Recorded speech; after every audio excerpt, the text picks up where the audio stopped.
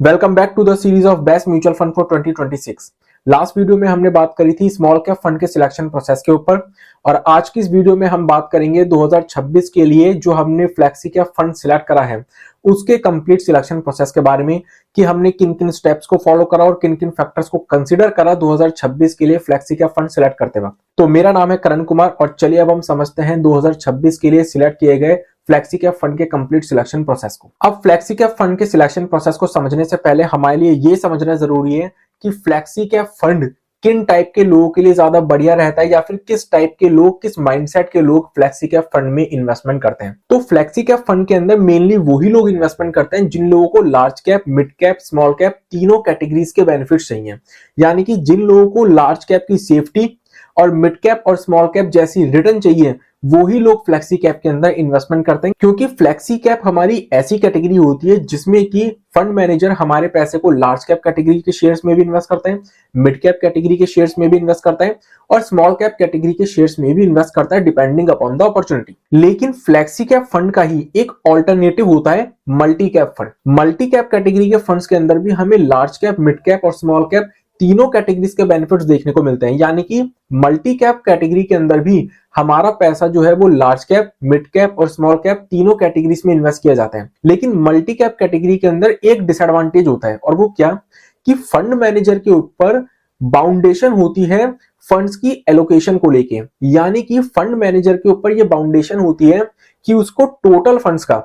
25% part large cap में ही डालना पड़ेगा, 25% पार्ट मिड कैप में ही डालना पड़ेगा और 25% पार्ट स्मॉल कैप में ही डालना पड़ेगा और जो रिमेनिंग 25% है वो अपने अकॉर्डिंग फंड मैनेजर इन्वेस्ट कर सकते हैं। तो बेसिकली मल्टी कैप के अंदर फंड मैनेजर के ऊपर बाउंडेशन है फंड्स के एलोकेशन को लेके, जिसकी वजह से होता क्या है कि फंड मैनेजर को इस कैटेगरी के अंदर अपनी स्किल्स और टैलेंट को शो करने का मौका नहीं मिलता क्योंकि उसके ऊपर एलोकेशन की बाउंडेशन आ जाती है। और इससे एक और नुकसान होता है, मान लो कि फंड मैनेजर को मिड कैप के अंदर एक अच्छी अपॉर्चुनिटी दिख रही है, लार्ज कैप और स्मॉल कैप में नहीं दिख रही, तो होगा क्या, अपॉर्चुनिटी दिखते हुए भी फंड मैनेजर 25% से ज्यादा पार्ट फंड्स का इन्वेस्ट कर ही नहीं सकता मिड कैप में। और जहां पर उसको अपॉर्चुनिटी नहीं दिख रही जैसे कि लार्ज कैप और स्मॉल कैप के अंदर, वहां पर उसको ना चाहते हुए भी 25% पार्ट यानी कि 50% portion of the funds invest करना ही पड़ेगा क्योंकि उसके ऊपर फंड्स के एलोकेशन की बाउंडेशन है। तो ये जो फंड्स के एलोकेशन की बाउंडेशन फंड मैनेजर के ऊपर लगती है, ये एक बहुत बड़ी कमी होती है मल्टी कैप कैटेगरी के फंड्स के अंदर। तो इसलिए अगर हम लार्ज कैप, मिड कैप और स्मॉल कैप तीनों का ही बेनिफिट चाहते हैं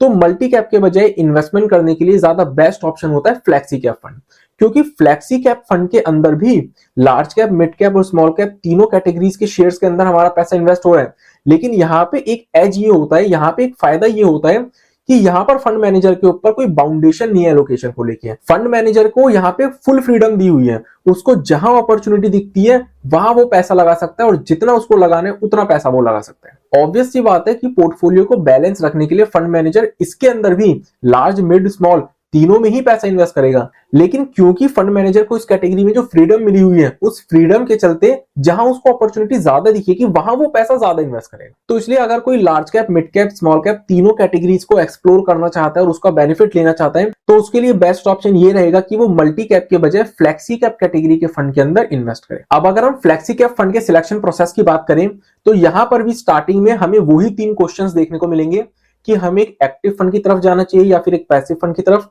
हमें डायरेक्ट प्लान लेना चाहिए या रेगुलर प्लान, हमें ग्रोथ ऑप्शन सिलेक्ट करना चाहिए या फिर IDCW ऑप्शन सिलेक्ट करना चाहिए। तो इन तीनों क्वेश्चंस के अंदर जो मेरा आंसर रहेगा, जो मेरी चॉइस रहेगी वो सेम रहेगी जो कि मैंने आप लोगों को स्मॉल कैप कैटेगरी के अंदर भी बताई थी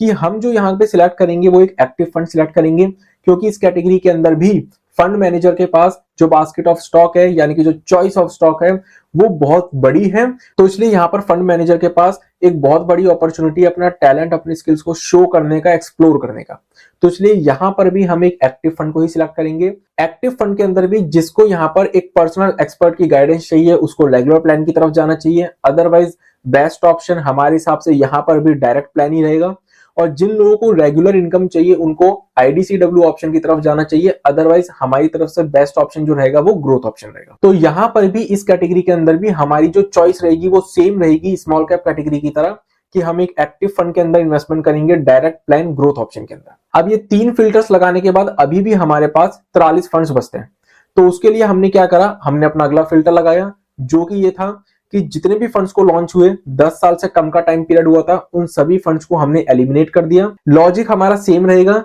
क्योंकि जितने भी फंड्स हाल ही में लॉन्च हुए होते हैं उनको हर तरीके की मार्केट सिचुएशन को हैंडल करने का एक्सपीरियंस नहीं होता। तो इसलिए जितने भी फंड्स को लॉन्च हुए 10 साल से कम का टाइम पीरियड हुआ था, उन सभी फंड्स को हमने यहाँ पर एलिमिनेट कर दिया इस कैटेगरी के अंदर। और इस फिल्टर को लगाने के बाद 43 में से सिर्फ 19 फंड्स ऐसे निकल कर आए जिनको लॉन्च हुए 10 साल से ज्यादा का टाइम पीरियड हो चुका था। अब इसके बाद हमने अपना अगला फिल्टर लगाया रोलिंग रिटर्न्स का, और जब हमने इन 19 फंड्स की 1 साल, 3 साल, 5 साल, 7 साल और 10 साल की रोलिंग रिटर्न्स को एक दूसरे से कंपेयर करा,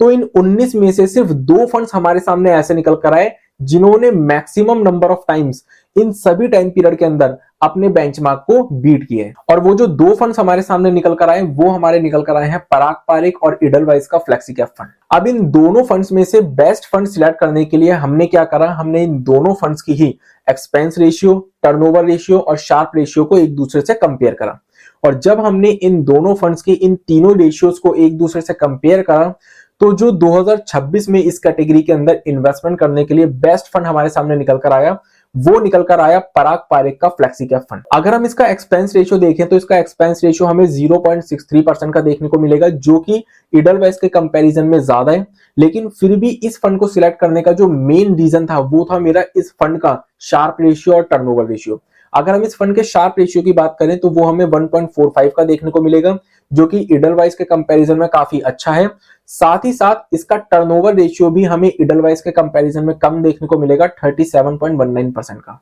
जिसका मतलब ये हुआ कि पराग पारेख का जो फ्लेक्सी कैप फंड है वो मुझे इस कैटेगरी के अंदर बाकी फंड्स के कंपैरिजन में